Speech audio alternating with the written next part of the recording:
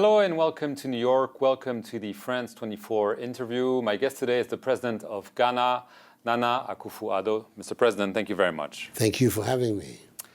Mr. President, there is a debate raging across Europe over immigration, especially immigration from Africa. We've seen populist parties on the rise, calls for essentially sending back Africans, keeping them on African soil. What is your take on this debate? Well, my concern cannot be with the issue about what's happening in Europe. My concern is about our own continent. And unfortunately, so far we've had economies that are not generating enough jobs for our young people. So that is our main concern. That is what is fueling the exodus of young people from Africa to Europe and other places in the world. There's nothing peculiar about this. I mean, we've seen this all through history. You're saying it's Africa's responsibility primarily? Of course. Because that's not what everyone says in Africa. But it's our responsibility to create conditions that would allow our young people to be able to live lives of dignity and fulfillment in their places of origin. That's what the leadership should be focused upon. That's what our policies should be focused upon. And for me, it's obvious that we have a responsibility to our young people. And that responsibility is to create the conditions that will make sure that they see opportunity in their own countries of birth and origin, and therefore avenues are there for them to be able to live lives of fulfillment in their own countries. I don't think anybody will cross the Sahara and go into these rickety boats in the Mediterranean because they want to. They feel a certain compulsion to do so because at home, the opportunities that they're looking for are not there. So that has to be our main concern. I'm not concerned about the European angle. I'm concerned about the African angle and what we need to do in Africa to make sure that we create economies that generate jobs for our people. But some in Africa, including some African leaders, are blaming colonialism, are saying we need more aid. From what I understand, that's absolutely not what you're thinking. Definitely not. Colonialism obviously had a very important historical impact on our societies and our nations, and largely of a distortive nature. It did many things that were clearly not in our interests, resources that were taken out, the distortion of our societies. But that's the reality we inherited at independence. So since then, we have had within ourselves the opportunity to address whatever inequalities, imbalances, distortions that were created by imperialism and colonialism. And that hasn't happened. And that has not happened successfully so far. Why is that? I mean, according to the World Bank, there are many statistics around. There's just a recent report saying sub-Saharan Africa is the only region where extreme poverty is expected to increase. Why is that? Because the economies that we are operating at the moment are not working as significantly. Is it just the economy, Mr. President, or is it governance? Or corruption? The economies, and they are impacted by the manner in which the economies function. Several things impact on it. Some of it is governance. Some of it governance in the sense of institutions that are not effective in delivering, institutions that don't serve their purpose. Corruption is a way of also distorting and destabilizing the manner in which institutions work. But ultimately, when you have appropriate policy will take into account all of these phenomena: institutional relevance, the quality of public services, the clarity of economic policy and its implementation. All of those are in the box of what I call policy. And that is the big challenge for us, to devise the policies that will see for the rapid growth of our economies. We're looking at the economies that should be growing at 10, 11, 12% persistently for, say, a decade, and that would allow us to have the transformation of our economies that we need. And I have no doubt that if at the end of that period we succeed in, and I believe that there's a lot of ingredients in place that should allow us to succeed. If we do, the issue of migration to Europe is going to become very much a secondary, a matter of a distant memory.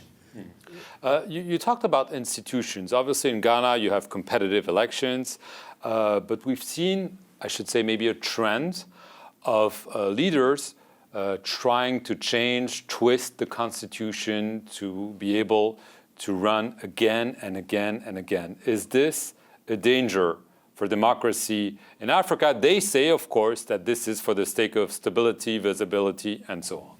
On these are matters where, at any one stage, you have to look at the individual histories of the separate nations. There's Africa, but at the same time, it's made up of 54 different countries.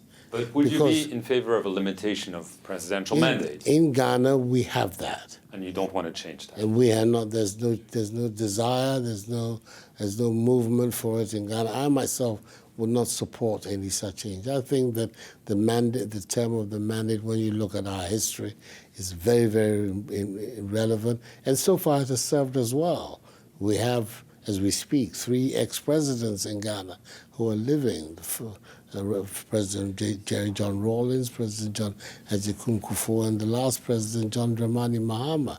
Each one of them have served their terms. And one of them would maybe like to run again. Yes, no, not maybe. I think he's made it public that he wants to run again. So, but that's not a matter of any great concern. He's an important citizen in our country. He wants to exercise his civic rights. He's entitled to do so. I want to get to one of the issues that's maybe giving you some headaches or nightmares, I don't know, the issue of terrorism.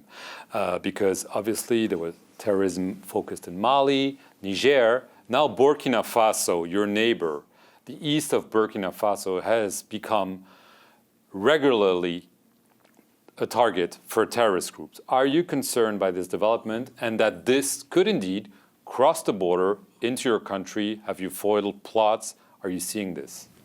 We have to be concerned. I mean, the old statement that when your neighbor's house on fire, you have to try and help them douse it before it comes into your own home is as true today as it has ever been. The jihadist insurrection through the Sahelian part of West Africa is a matter of very grave concern. I applaud the members of the G5, the countries of Chad and Mauritania and Mali, Burkina Faso and Niger, who are, as it were, in the forefront, the front line of the struggle, because it's basically a fight for all of us. That we're seeing it in Boko Haram in Nigeria. It's a matter of very, very great concern. Have there been attempts? So far, in Ghana? touch wood, no, in Ghana. So but it far, could happen. Of course. If it's happening in Burkina Faso, there were incidents in Côte d'Ivoire, it can also happen in Ghana. But we are attempting to tackle the problem in a multifaceted manner. First of all, trying to improve the economy so that we can get more and more young people engaged. I say the devil finds work for idle hands. The less idle the hands, the more likely that they'll be making productive contributions to the growth of the country. We are also tackling the matters from a cultural angle. Ghana has a very strong, positive record of religious tolerance and openness, and also for interreligious harmony and cooperation. Muslims and Christians live together in Ghana in a very good way. Something which is quite Ghanaian is at all our national events, you usually have a Christian prayer and a Muslim prayer, but it is to create this atmosphere of oneness in the country, and so far it is helping us.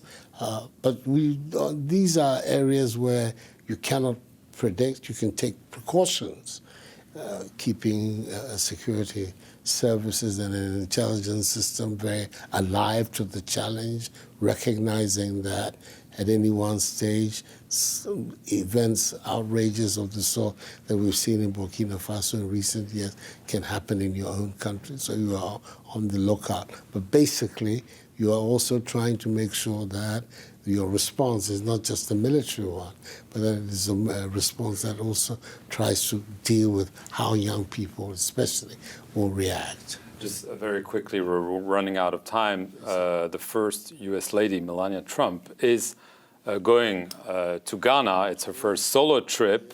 It seems that it's going to be an honor for your country. How do you take it? Not all African countries have good relations with the Trump administration. We have good relations with the United States of America.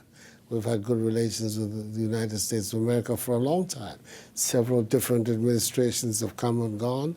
In recent times in Ghana, we've had 2 Democratic presidents, 1 Republican president visiting Ghana. George Bush visited Ghana, just as his predecessor, Bill Clinton, visited Ghana, just as President Bush's successor, President Obama, visited Ghana. So we have good relations with the United States of America, and we want to continue to have these good relations with the United States of America. And we see the visit of the American First Lady to Ghana as an incident, a manifestation of the good relations we have in America. So we're very happy to see, and we're waiting eagerly to welcome her. And maybe her husband in the near future. Well, you never know. Why not? Okay, thank you very much, President Akufo-Addo, and thank you very much for watching this edition of the interview here on France 24.